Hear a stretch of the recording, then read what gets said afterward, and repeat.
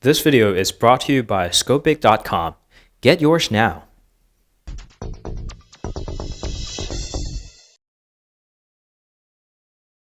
Hey guys, this is Phil from underKG.com, and today we got the Xiaomi Mi 5. The latest flagship from Xiaomi, and by the time that you're watching this, maybe there's a Mi Max already announced, but as the time that we are shooting this, this is the latest flagship, and it's got a Snapdragon 820, and of course it's a Xiaomi, so they surprised us with the prices. So there are three versions or tiers, as you might want to call it. There is a one with a Snapdragon 820, 1.8 gigahertz, and Adreno 530. That's a slightly lower clocked version. That's the entry model, and there are the ones with the faster processor, more RAM, and more storage, naturally. And the prices differ a little bit, but they start from 1999 Chinese yuan, and that translates into about $308 at today's standards. And as you go up to the upper tiers, it increases to $22.99, $25.99, and that translates to $354 and $400 each. Whoops, missed one side.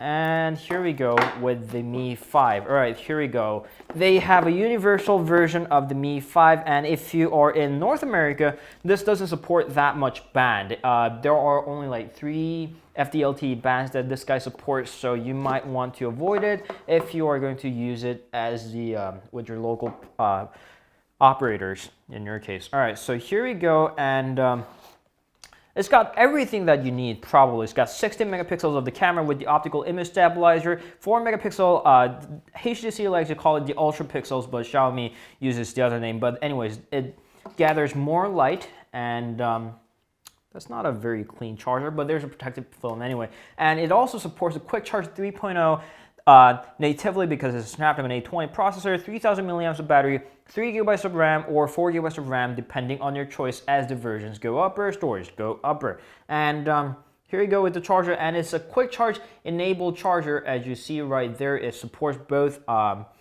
volts and 9 volts and 12 volts each. All right, and the other stuff include the USB Type-C cable. It utilizes USB Type-C, and here is the little SIM card removal tool there with the manual, which I cannot read. It's in simplified Chinese. And here is the Mi 5. The overall packaging, I wouldn't say is very premium, but considering that you're getting this at $308 for a Snapdragon 820 device, I wouldn't exactly nitpick on this. All right, so here we go with, this is really compact. This is surprisingly compact, and this fits surprisingly well as a 5.15 incher. Let's just call it 5.2 incher. 5.2 inches, full HD display, and is surprisingly well fitting on the hand. This is stunning. I didn't expect this. All right, so we're gonna power it on while we are removing. Is it powering on? Maybe that's not the. Anyway, so we'll start by removing the protective film on the back, and what you see right here is the curved glass on the back over there. So you can see it comes in 4 different colors, and here is a 3D glass, curved glass, and the grip is amazing. I have to say this. And behind this little thingy is a 16 megapixel OIS enabled camera and a little Xiaomi logo there.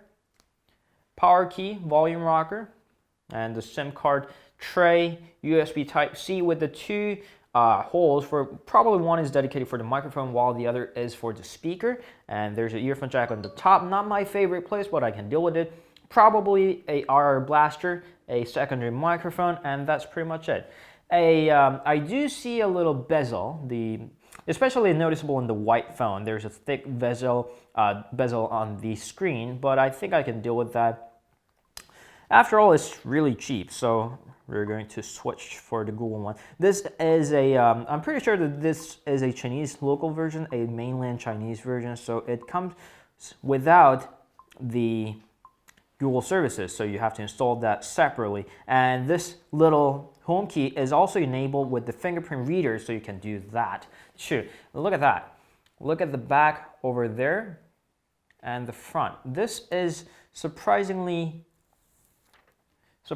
narrow in ways of dimensions. This fits really, really well. But one thing that I was told is that this guy supports the dual SIM, which is not surprising at all, but it also supports the dual SIM while one network is on 3G or 4G, and the other also can handle another 3G network. So usually the cases are when one network is on 3G or 4G, the other automatically turns into a 2G network, 2G GSM.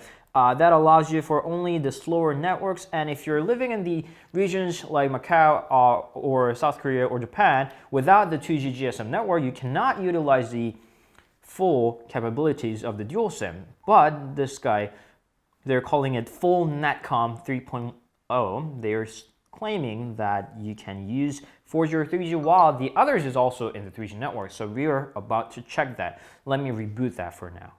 Okay, so we rebooted the device a few times and it actually works. So you can see that there is a 4G and 3G in the same time.